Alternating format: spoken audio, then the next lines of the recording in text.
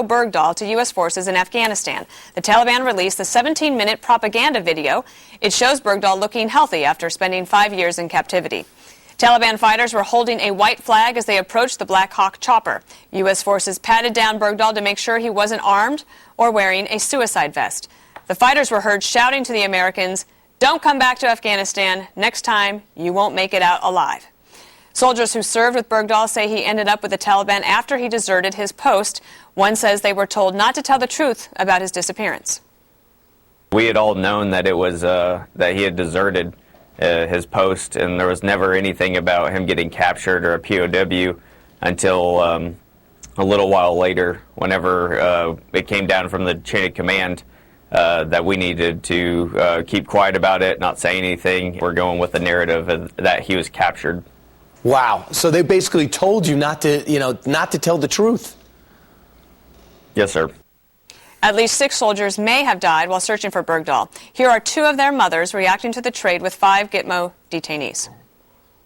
I know that with my son, if he was captured and didn't go AWOL, I know for sure that he would not want 5 extremely dangerous terrorists traded for his life. He would give his life. He's getting the royal treatment.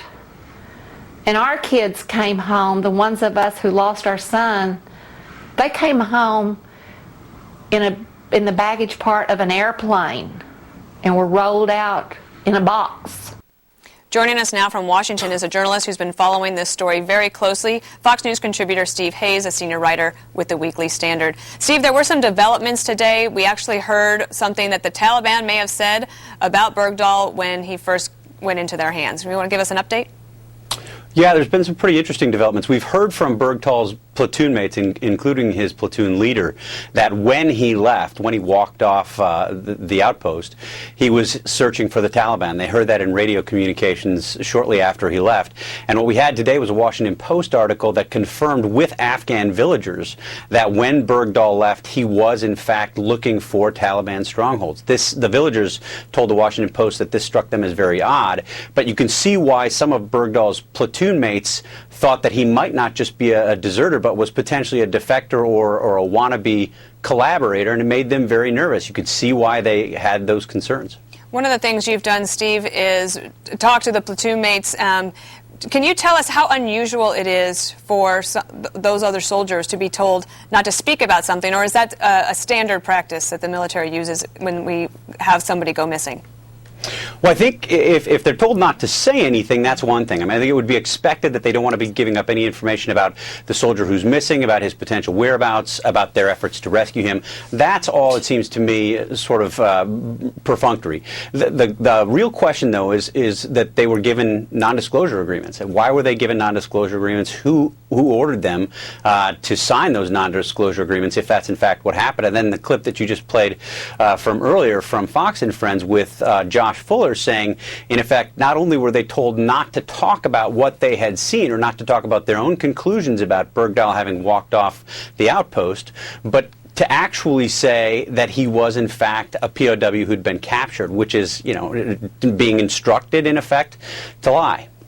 We're going to take it around the table now. Kimberly. Yeah, hi, Steve. Thanks for joining us on the program. I'm looking at that video, and he seems to me to be the picture of health. Doesn't look like he was deteriorating rapidly, so that this was exigent circumstances, that they had to act and violate the 30-day rule for notification to be able to get him back to the United States. I know your thoughts on that. Well, I think that's a good question. We're going to hear a lot more about his health, about his condition when he was turned over. National Security Council briefer, after he was captured, briefed reporters and said that Bergdahl was, in fact, in good condition. And I think we can see in the video that, at the very least, he wasn't in the kind of dire straits that administration officials had led people to believe when they described his condition as urgent. Remember, the video, the secret video that the Wall Street Journal reported on today, that was taken in December of 2013. That's some 6 months ago, and the reason that the White House gave for this urgent rescue was that they had compared that to a video in 2011 and in effect said he's deteriorating rapidly. Well, that's a hard argument to make when you wait 6 months to do the prisoner exchange. Eric. Hey, Steve, if we can just keep rolling that video one more time. Right at the beginning of this video, I'm sure you must have combed this thing a bunch of times. So we have our guys that come over. They greet the Taliban. They actually shake the Taliban's hand. I'm trying to figure out, A, why they did that. Then there's something that important happens. We kind of pat him on the back of Bergdahl. We kind of pat him down a little bit, a brief pat down, but certainly not a search. He's also holding a bag, Steve, that no one searches. They don't look inside that bag. Bergdahl and the other two of our guys get on the helicopter, join the other three people on the helicopter, and he's never really been searched. Now, this is a guy who supposedly was just turned over by the people who want to kill us, right? We've been fighting them for the last 12 years. Wouldn't you think, does this not, I don't know, raise some red flags that something more has been going on, more dealings have been going on than what we're being told right now? Well, it was interesting. You're right. I have looked at this video very carefully, and they did this sort of preemptive search right after they took possession of Bergdahl, and then they did another one before they boarded the plane where they did sort of a more in-depth pat-down. But they didn't search the bag. I think that's very interesting that they didn't actually take the time to search the bag. I would have expected them to have done that. I don't have any explanation as to why they didn't, but they did at least do the initial pat-down and the pat-down of his body, which would have potentially or presumably demonstrated if he had some kind of a suicide bomb attached to his waist. Gutfeld? Chris, always great to see you. You look marvelous. I have a comment and I have a question. The comment is about negotiating with the Taliban. Here's what I think we've learned. You do not bring President Obama when you're buying a car, because you're going to come home with a Frisbee with the word car painted on it. Right. And he's going to go around and go, look, Michelle, I got a car. I only paid $25,000 for it. He is a terrible negotiator. My question is, these guys are essentially mobsters on mules. It wasn't just 5 traitors or 5 Taliban that they got. There must have been some money involved. Was there stock in Solyndra? Yeah.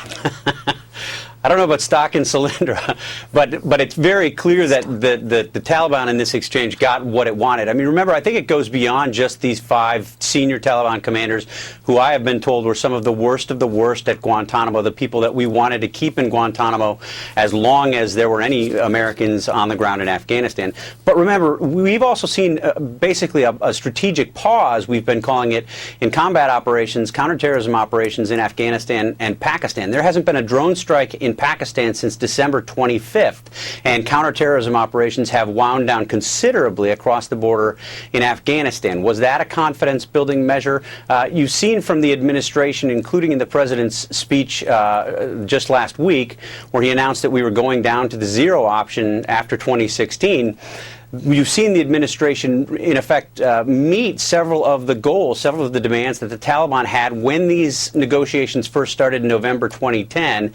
I think the president, at the very least, hasn't been a very good negotiator. Now your fellow co-panelist from Special Report in a very different role, getting to ask you a question. Juan Williams. Hey, Steve. Hey, Juan. You know what I noticed was that for all of the soldiers who were in that platoon and have raised questions about Bergdahl's conduct, I don't hear this kind of blowback coming from the Pentagon, the CIA. Those folks, in fact, I saw that General Dempsey, the chairman of the Joint Chiefs, took to social media to say this was our last best chance to rescue him and that his conduct is a separate issue.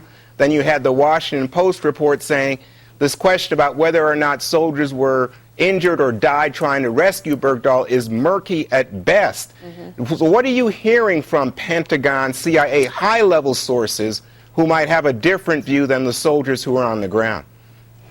Well, I mean, remember, the high-level folks at the Pentagon and the CIA have to answer the President of the United States. And what we've seen is the President, in this instance, it's been reported by Time Magazine and others, skipped the normal process for determining whether it was safe or prudent to release or transfer Guantanamo Bay detainees. There had been an entire system set up where the President inserted his own people. They made separate evaluations using the intelligence that was drawn from the inmates down at Guantanamo over the past several years. They renew these interrogations, they renew these assessments every single year. The President's own team had decided against the release or transfer of many of these folks, many of the folks who are still there, and the President, in effect, jumped over them and said, I'm taking your advice, setting it to the side, and making my own determination on this.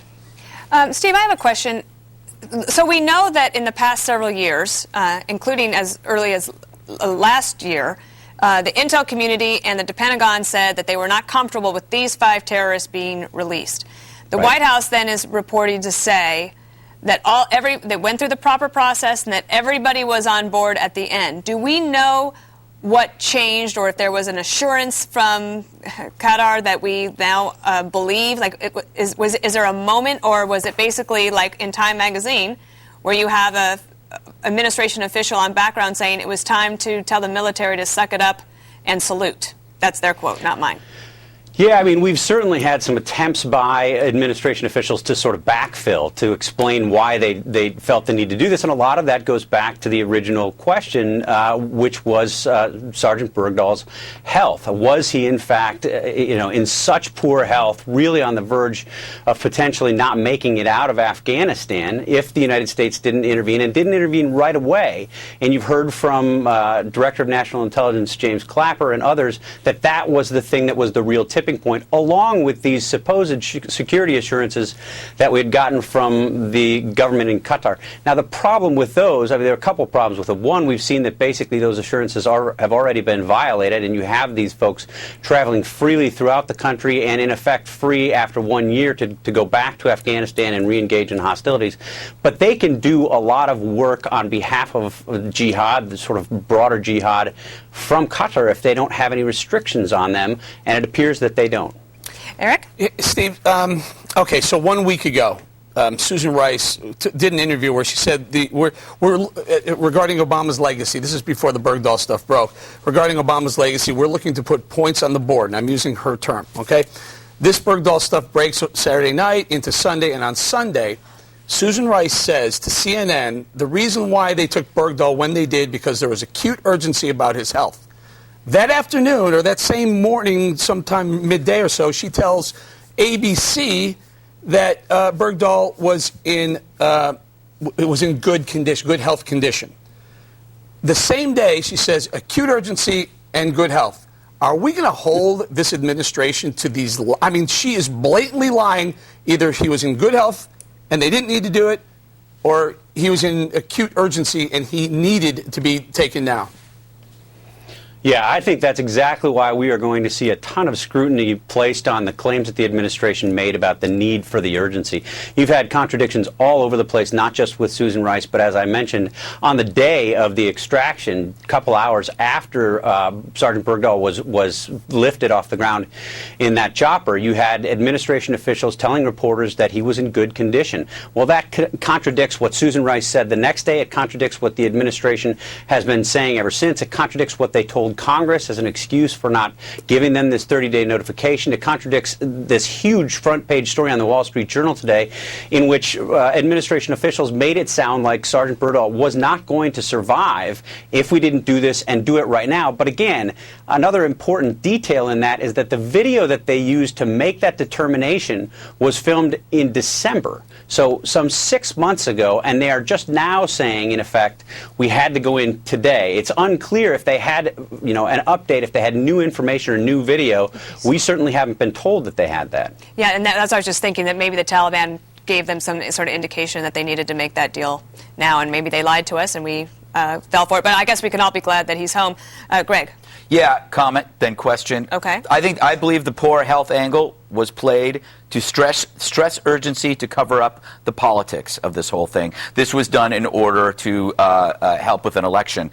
Raises the question, though, who's being suckered? Did the Taliban sucker the United States, or did the White House sucker the United States? My conclusion is both. My question is, why these specific 5 Taliban? Were they some kind of boy band called the Gitmos? Was there a reason why those guys had to go and nobody else? I don't think it has anything to do with their musical abilities. These were senior Taliban commanders. These were the ones that the Taliban had been asking for years. They are the tops. They commanded thousands of people. They were responsible for relations with al-Qaeda, attacks on American soldiers, relations with Iran. These guys are a big deal. Steve, I have one last question, and they're going to kick us out of here. Last Monday, when President Obama gave the speech at West Point, he met with the former head of Qatar, the former emir, and apparently they met before or around the time that the president gives a speech then to the cadets and lays out his foreign policy. Do you have any information on that? I don't. I just know that they met at a time when obviously we were having very sensitive discussions with the Qatari government, with his successor. It certainly suggests that this was in the works. Some kind of a deal was in the works long before this announcement on Saturday. And when they told